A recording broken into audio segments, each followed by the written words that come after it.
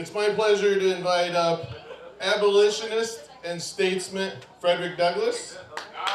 Sure. Thank you for being here, sir. Good afternoon. It is an honor and a privilege to be with you to celebrate patriotism. Very important that we recognize who we are as citizens and as Americans.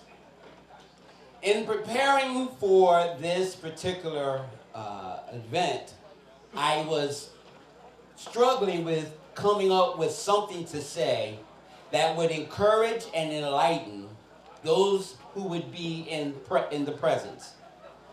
And I prayed and I meditated and I said, God, I need a word. Being a Baptist minister, that's basically how we ask God. We just say, I need a word. And I asked God, I said, I need a word that is going to encourage and enlighten the people, your creation. And this is what he told me.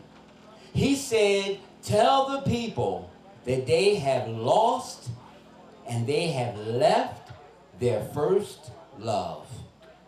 Think about that. On the other night, I spoke about the Declaration of Humanity. We have the Declaration of Independence, but we need to understand that there's a Declaration of Humanity.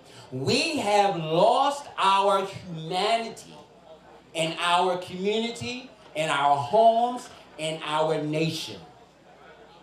So the word is, he says, remind them of the mistakes that man has made. So if we go back, just bear with me for a little second. The Jews or the Israelites were God's chosen people, correct? And because they were his chosen people, when he freed them from their oppression, he brought them to the base or the foundation of Mount Sinai, and there he gave them their law, his laws for their life, the Ten Commandments. Now, when God began to speak, they were so terrified with the words that were coming from him that they decided that they told Moses, we don't want him, we want you. You talk to him, we'll talk to you, and we'll do whatever you say that he tells us to do. That is the beginning when man decided to remove himself from the Creator. As time began, and after Moses died, we see that the Israelites decided that instead of hanging with the Creator, they decided we want a ruler. We want somebody who's going to be like everybody else. We don't want to be different. We want to be like everyone else. We want a king. We want someone who's going to rule over us. And God told them before he granted their wish, that man is going to abuse you, he's going to take advantage of you, he's going to have you doing things that I would never do. And yet, they decided that that's who they wanted, man. As time progressed, we find that God loved man so much, he loved his creation so much that he sent his son, and again, man refused to accept his son. And they said, we want man. And when we accept man, man is chaotic, he's arrogant, he's selfish, power-stricken. And because of all of these attributes, look what man has done to our creation. Look what man has done. So God is saying to us today, we need to go back to our first love.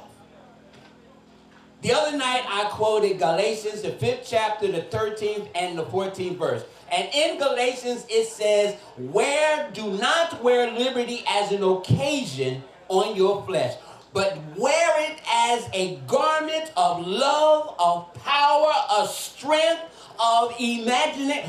Bring of the people back to who I am.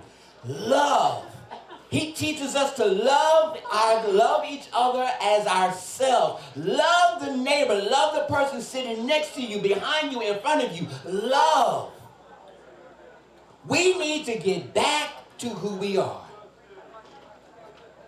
We have the capabilities and the strength and the ability to make a difference, to change the climate that is in our society right now. We do not have to live the way we live. We do not have to depend on the government to tell us what to do, how to do it, when we have a creator who is capable of giving us everything that we need.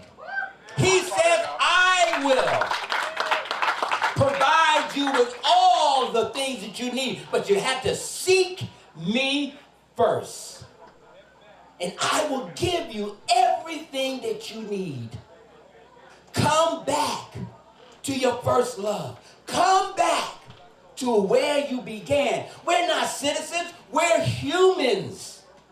Because citizens will fail you in a heartbeat. Citizens will do things to you that you don't want. But a human will love you to the very end.